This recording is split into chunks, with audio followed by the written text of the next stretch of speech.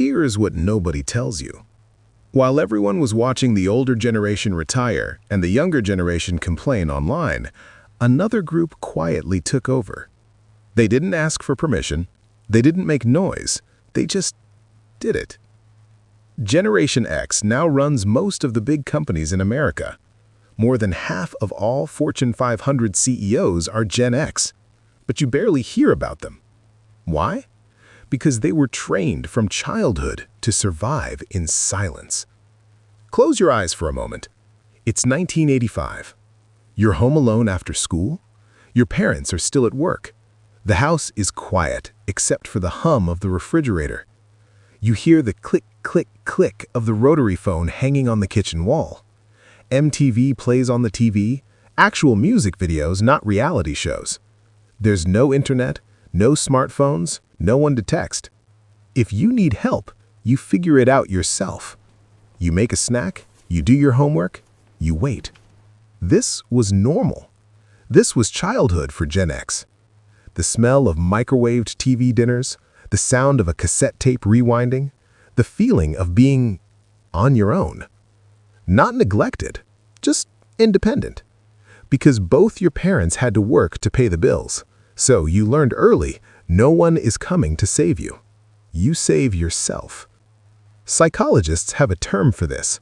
It's called adaptive survival. It means you learn to adapt to whatever life throws at you without complaining. If that just clicked for you, hit the like button so I know we're on the right track. Gen X grew up during economic crashes, divorces, and constant change.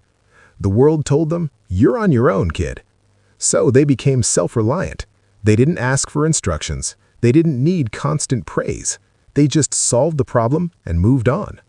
There's another term, invisible competence. It's when you're so good at something that people forget you're even doing it. Gen X doesn't brag. They don't post about their wins on social media. They just get the work done while everyone else is talking about getting the work done. This makes them invisible, but it also makes them unstoppable. Think about it. While boomers were holding on to power and millennials were debating work-life balance online, Gen X quietly stepped into leadership. They didn't fight for the spotlight. They just walked into the room and started running things. Now here's the part that matters. Everything that made Gen X feel forgotten, that's actually their superpower. Being overlooked means no one watches you too closely. You can move freely. You can make decisions without everyone having an opinion. Being the middle child of generations, that's not a weakness, it's a shield. You don't carry the guilt of the older generation. You don't carry the anxiety of the younger generation. You just carried the work. And because you grew up figuring things out alone, you don't need a team of 10 people to make a decision. You assess, you act, you move on. Companies love this. Studies show that businesses with Gen X leaders perform better. They're more flexible, they're better at balancing profit with people. They understand both the old world and the new world. They remember life before the internet, but they also adapted when it arrived. They can lead humans and manage AI. That's rare. So here's what Gen X really is. They are the bridge.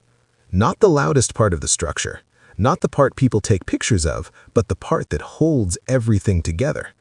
Without the bridge, nothing connects. The old world can't reach the new world. The rigid can't meet the flexible.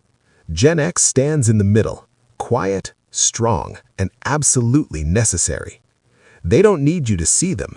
They just need you to trust that the bridge will hold. And it will, because they've been holding things together their whole lives while no one was watching.